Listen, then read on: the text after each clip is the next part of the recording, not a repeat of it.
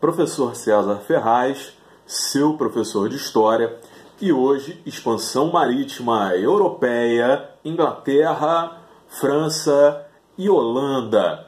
Como foi a expansão marítima desses países, depois de Portugal e Espanha? Vamos ver? Então, dentro do quadro da expansão marítima europeia, a gente tem que entender que tanto a Inglaterra quanto a França e a Holanda tiveram uma expansão marítima tardia. Vamos ver esses motivos? Nós podemos dizer que um dos motivos foi a centralização monárquica tardia. Os reinos ainda estavam em conflito, senhores feudais, igreja e reis. Então, eles não podiam focar na expansão marítima, um empreendimento para o período difícil e caro. A burguesia tinha que ter um espaço. A Inglaterra, a França e a Holanda tinham dificuldade em dar esse espaço, o desenvolvimento necessário para a burguesia. Então, nós temos como exemplo dessa tardia centralização monárquica a Guerra dos 100 Anos, envolvendo Inglaterra e França, e a Guerra das Duas Rosas, na Inglaterra. Outra questão importante foi a independência da Holanda em relação à Espanha. A Espanha dominava a Holanda e impedia o desenvolvimento dos holandeses. E também a capacidade desses países de contestarem a Espanha e Portugal, contestarem o Tratado de Tordesilhas, ok? Então, como foi a expansão marítima da Inglaterra? Nós podemos destacar o navegador Caboto, que atingiu o norte da Europa, viajando de costa em costa, mas sem ter encontrado no período alguma vantagem comercial, como os portugueses e espanhóis encontraram logo de cara, como ouro ou recursos naturais como o pau-brasil. Então a Inglaterra teve que se dedicar à pirataria, saquear navios portugueses e espanhóis, atacando as riquezas dessas nações. A Inglaterra também desenvolveu a chamada Carta de Corso, no qual autorizava os navegadores a saquearem navios de outros países, os chamados corsários. E sem falar de Sir Walter Raleigh, que funda aí a colônia da Virgínia, colonizando os Estados Unidos, sendo a semente das chamadas 13 colônias. Nesse período, não encontram também nenhum tipo de recurso natural vantajoso, ou seja, ouro, prata, pedras preciosas, recursos naturais comuns, semelhantes às especiarias nas Índias, ou uma agricultura que interessasse a Europa. E a França? A França ela chegou ao norte do continente americano, passando pelo Canadá e fundando ali a região de Quebec. Pelo rio Mississippi, entraram mais ao sul do continente do norte da América e fundaram ali a grande colônia de Nova Orleans.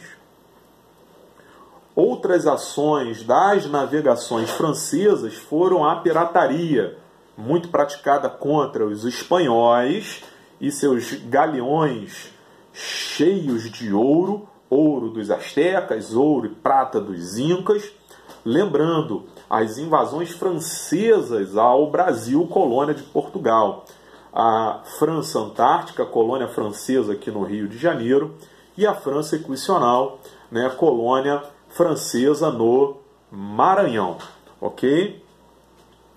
E era muito comum também aos franceses transportarem mercadorias de outros países, um serviço de transporte.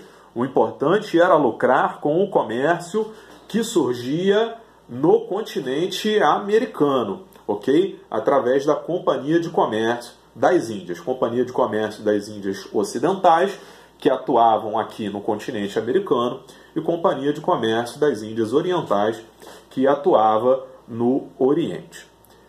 E a Holanda, como que a Holanda, né, que tardiamente entrou na expansão marítima, conseguiu lucrar com isso? Quando se viu livre da Espanha, a forma que a Holanda viu de lucrar com a expansão marítima, principalmente com o continente americano, com a África e com a Ásia, foi financiando outras nações em suas empreitadas. A agricultura de cana-de-açúcar e de tabaco, os holandeses financiavam, emprestavam dinheiro. O comércio de escravos e ouro e marfim na África, os holandeses emprestavam dinheiro. O comércio de especiarias nas Índias, os holandeses emprestavam dinheiro. Notadamente, os holandeses investiram no empréstimo, no financiamento dos portugueses nas Índias, ok? E logo em seguida os holandeses vão tomando aos poucos essas possessões para eles mesmos. Outro fenômeno dos holandeses foram as embarcações. As embarcações holandesas eram baratas e de excelente qualidade.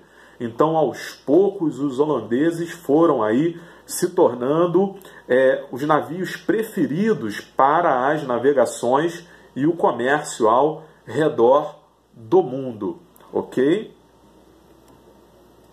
E a gente tem que lembrar, sem dúvida nenhuma, que com o passar do tempo, além de emprestar dinheiro para as empreitadas do comércio colonial, além de fazer o transporte em seus navios de qualidade mais baratos, com o passar do tempo, os holandeses tomam os negócios coloniais de outros países, principalmente dos portugueses. Então, a Holanda assume o comércio dos portugueses nas Índias, comércio de especiarias, e assume o comércio dos portugueses na África, o negócio de escravos. Ok? Outra ação dos holandeses nas navegações foi a tentativa de tomar o Nordeste brasileiro, Pernambuco, Bahia, para controlar o comércio de açúcar, um comércio riquíssimo em todo o mundo e onde só era produzido em larga escala pelos portugueses no Brasil. Então, controlando o Nordeste brasileiro, os holandeses dominavam a oferta de açúcar no mundo. Também fundaram Amsterdã, em Nova York, Nova Amsterdã, e também conquistaram aí territórios na América do Sul, as Guianas. As nossas atividades. Por que Inglaterra, França e Holanda demoraram para realizar a expansão marítima? Qual a conquista econômica mais importante da Inglaterra? Qual a conquista mais importante da França? E qual a conquista mais importante da Holanda? Então essa foi a nossa aula de hoje, expansão marítima da Inglaterra, França e Holanda. Nos encontramos em nossa sala de aula virtual para expandirmos esse conteúdo, tirarmos dúvida e trabalharmos no seu desenvolvimento. Ok? Professor César Ferraz, até mais.